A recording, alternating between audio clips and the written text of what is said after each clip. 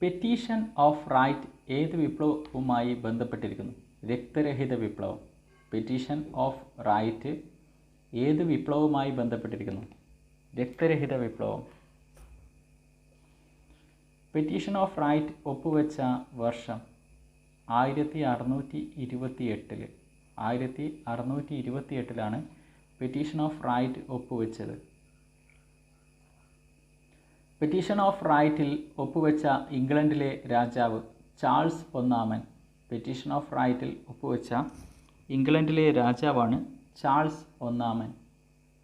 1629 British parliament പിരിച്ചുവിട്ട രാജാവാണ് Charles ഒന്നാമൻ. 1629 ബ്രിട്ടീഷ് പാർലമെൻറ്റ് പിരിച്ചുവിട്ട രാജാവാണ് ചാൾസ് ഒന്നാമൻ. 1640 ബ്രിട്ടീഷ് പാർലമെൻറ്റ് വിളിച്ചുകൂട്ടുകയും നീണ്ട 20 വർഷം തുടരുകയും ചെയ്തു. ഇത് ഏത് പേരിൽ അറിയപ്പെടുന്നു? Long Parliament. Long Parliament. 1640 British Parliament വിളിച്ചുകൂട്ടുകയും നീണ്ട 20 വർഷം തുടരുകയും ചെയ്തു. ഇത് ഏത് പേരിൽ അറിയപ്പെടുന്നു? Long Parliament. Triennial Act 1641. Triennial Act 1641 എന്തുമായി ബന്ധപ്പെട്ടിരിക്കുന്നു? Long Parliament. ട്രൈനൽ ആക്ട് 1641 എന്തുമായി ബന്ധപ്പെട്ടിരിക്കുന്നു? Long Parliament. ഇംഗ്ലണ്ടിൽ ചാൾസ് ഒന്നാമനെ ശിരച്ഛേദം ചെയ്ത വർഷം 1649. ഇംഗ്ലണ്ടിൽ ചാൾസ് ഒന്നാമനെ ശിരച്ഛേദം ചെയ്ത വർഷം 1649. ആഭ്യന്തര യുദ്ധത്തെ തുടർന്ന് അധികാരത്തിലെത്തിയ പാർലമെൻറ്റ് വിഭാഗത്തിൻ്റെ സൈനിക തലവനാണ് ഒലിവർ ക്രോംവെൽ. ആഭ്യന്തര യുദ്ധത്തെ തുടർന്ന് അധികാരത്തിലെത്തിയ പാർലമെൻറ്റ് വിഭാഗത്തിൻ്റെ സൈനിക തലവനാണ് ഒലിവർ ക്രോംവെൽ. ആഭ്യന്തര യുദ്ധത്തെ തുടർന്ന് അധികാരത്തിലെത്തിയ പാർലമെൻറ്റ് വിഭാഗത്തിൻ്റെ സൈനിക തലവൻ ഒലിവർ ക്രോംവെൽ. ഒലിവർ ക്രോംവെല്ലിൻ്റെ ഭരണകാലഘട്ടം അറിയപ്പെട്ടിരുന്നത് കോമൺവെൽത്ത് കാലഘട്ടം. ഒലിവർ ക്രോംവെല്ലിൻ്റെ ഭരണകാലഘട്ടം അറിയപ്പെട്ടിരുന്നത് കോമൺവെൽത്ത് കാലഘട്ടം. കോമൺവെൽത്ത് കാലഘട്ടമാണ് ഒലിവർ ക്രോംവെല്ലിൻ്റെ ഭരണകാലഘട്ടം അറിയപ്പെട്ടിരുന്നത്. ലോർഡ് പ്രൊട്ടക്ടർ എന്നറിയപ്പെട്ടിരുന്ന ബ്രിട്ടീഷ് ഭരണാധികാരിയാണ് ഒലിവർ ക്രോംവെൽ. ലോർഡ് പ്രൊട്ടക്ടർ എന്നറിയപ്പെട്ടിരുന്ന ബ്രിട്ടീഷ് ഭരണാധികാരിയാണ് ഒലിവർ ക്രോംവെൽ. ഒലിവർ ക്രോംവെൽ അന്തരിച്ച വർഷം 1658. 1658 ഒലിവർ ക്രോംവെൽ അന്തരിച്ചു. ഒലിവർ ക്രോംവെല്ലിൻ്റെ മരണശേഷം ചാൾസ് രണ്ടിൻ്റെ നേതൃത്വത്തിൽ ഇംഗ്ലണ്ടിൽ രാജവാഴ്ച നിലവിൽ വന്നു. ഹേബിയസ് കോർപ്പസ് ബ്രിട്ടീഷ് പാർലമെൻറ്റിൽ പാസാക്കിയ വർഷം 1679. 1679 ഹേബിയസ് കോർപ്പസ് ബ്രിട്ടീഷ് പാർലമെൻറ്റിൽ പാസാക്കി. ഹേബിയസ് കോർപ്പസ് ബ്രിട്ടീഷ് പാർലമെൻറ്റിൽ പാസാക്കുമ്പോൾ ഇംഗ്ലണ്ടിലെ രാജാവ് ചാൾസ് രണ്ടാമൻ. ഹേബിയസ് കോർപ്പസ് ബ്രിട്ടീഷ് പാർലമെൻറ്റിൽ പാസാക്കുമ്പോൾ ഇംഗ്ലണ്ടിലെ രാജാവാണ് ചാൾസ് രണ്ടാമൻ. ചാൾസ് രണ്ടാമനെ തുടർന്ന് ഇംഗ്ലണ്ടിൽ അധികാരത്തിൽ വന്നത് ആരായിരുന്നു? ജെയിംസ് രണ്ടാമൻ.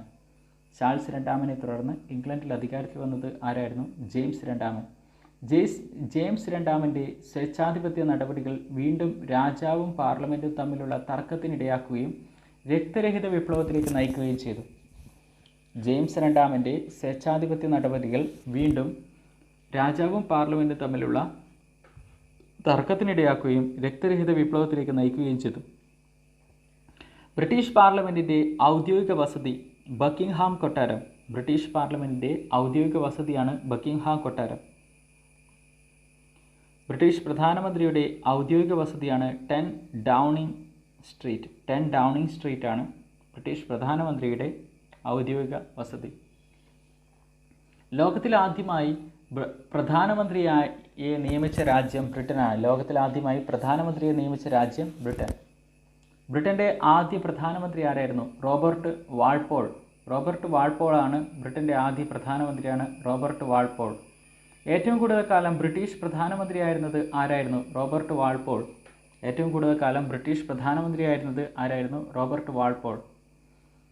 ബ്രിട്ടൻ്റെ വന്ധ്യവയോധികൻ എന്നറിയപ്പെട്ടിരുന്ന വ്യക്തിയാണ് വില്യം എവർട്ട് ഗ്ലാഡ്സ്റ്റൺ. ബ്രിട്ടൻ്റെ വന്ധ്യവയോധികൻ എന്നറിയപ്പെട്ടിരുന്ന വ്യക്തിയാണ് വില്യം എവർട്ട് ഗ്ലാഡ്സ്റ്റൺ. ബ്രിട്ടൻ്റെ വന്ധ്യവയോധികൻ എന്നറിയപ്പെട്ട വ്യക്തിയാണ് വില്യം എവർട്ട് ഗ്ലാഡ്സ്റ്റൺ. അമേരിക്കൻ സ്വാതന്ത്ര്യസമരവുമായി ബന്ധപ്പെട്ട് കോമൺ സെൻസ് എന്ന ലഘുലേഖനം അവതരിപ്പിച്ച വ്യക്തിയാണ് തോമസ് പെയിൻ. അമേരിക്കൻ സ്വാതന്ത്ര്യസമരവുമായി ബന്ധപ്പെട്ട് കോമൺ സെൻസസ് എന്ന ലഘുലേഖനം അവതരിപ്പിച്ച വ്യക്തിയാണ് തോമസ് പെയിൻ. അമേരിക്കൻ സ്വാതന്ത്ര്യസമരവുമായി ബന്ധപ്പെട്ട് കോമൺ സെൻസ് എന്ന ലഘുലേഖനം അവതരിപ്പിച്ച വ്യക്തിയാണ് തോമസ് പെയിൻ.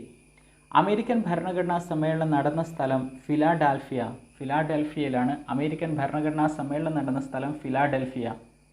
അമേരിക്കൻ ഭരണഘടന തയ്യാറാക്കുന്നതിന് നേതൃത്വം നൽകിയത് ആരായിരുന്നു? James Madison.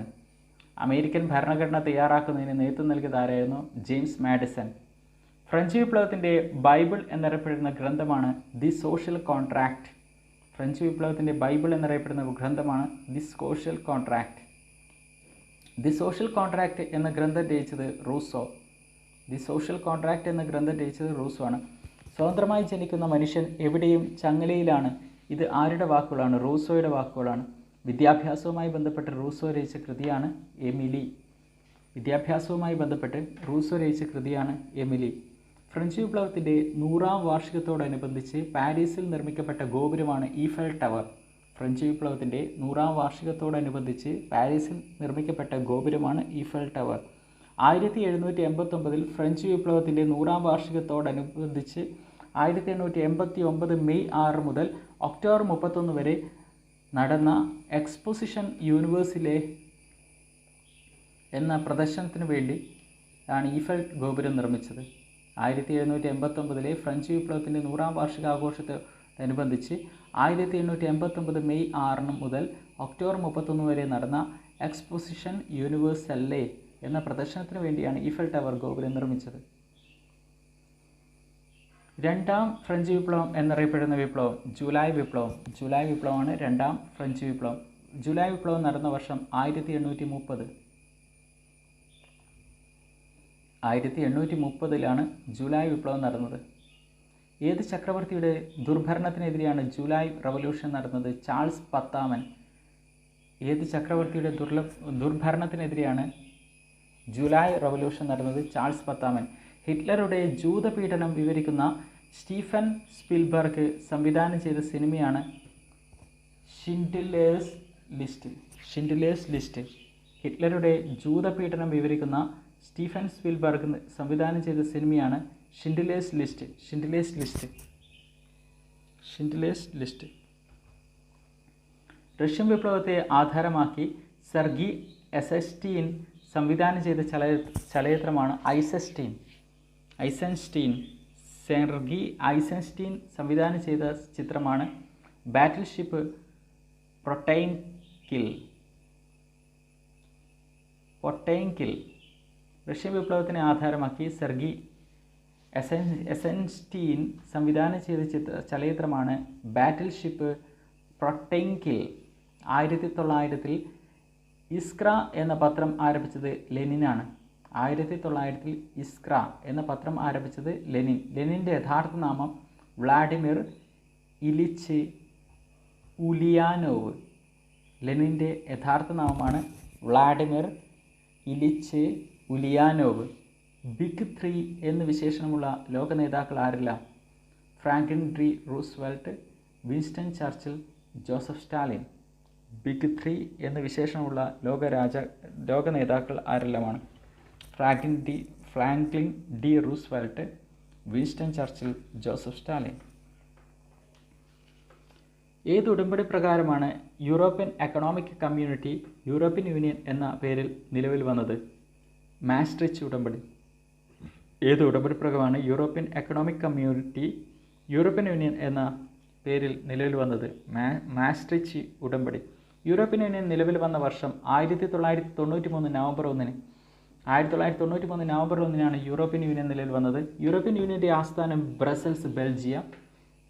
അന്താരാഷ്ട്ര തപാൽ സമിതി നിലവിൽ വന്ന വർഷം 1874 ഒക്ടോബർ 9-നാണ്. അന്താരാഷ്ട്ര തപാൽ സമിതി നിലവിൽ വന്ന വർഷം 1874 ഒക്ടോബർ 9-ന്.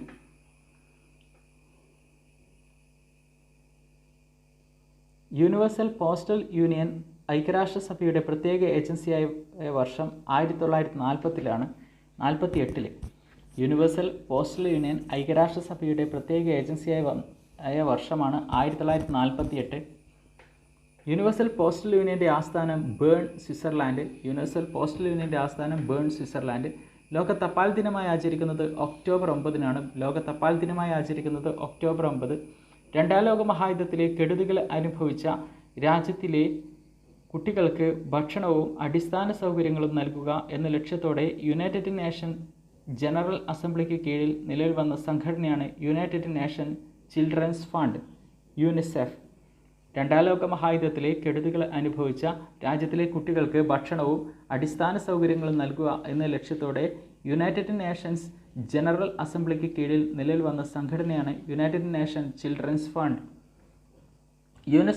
യൂണിസെഫ് രൂപവൽകൃതമായ വർഷം 1946 ഡിസംബർ 11-ന്.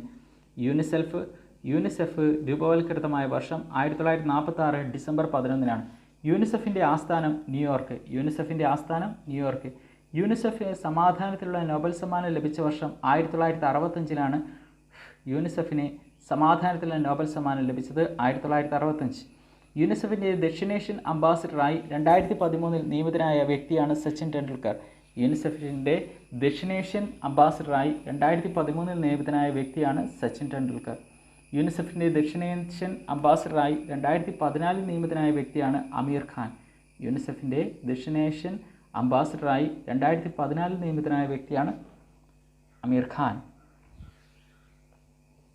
2014 അമീർ ഖാൻ. യൂണിസെഫിൻ്റെ ആഗോള ഗുഡ്വിൽ അംബാസിഡറായി 2016 നിയമിതയായ ഇന്ത്യൻ വനിതയാണ് പ്രിയങ്ക ചോപ്ര. യൂണിസെഫിൻ്റെ ആഗോള ഗുഡ്വിൽ അംബാസിഡറായി 2016 നിയമിതയായ ഇന്ത്യൻ വനിതയാണ് പ്രിയങ്ക ചോപ്ര.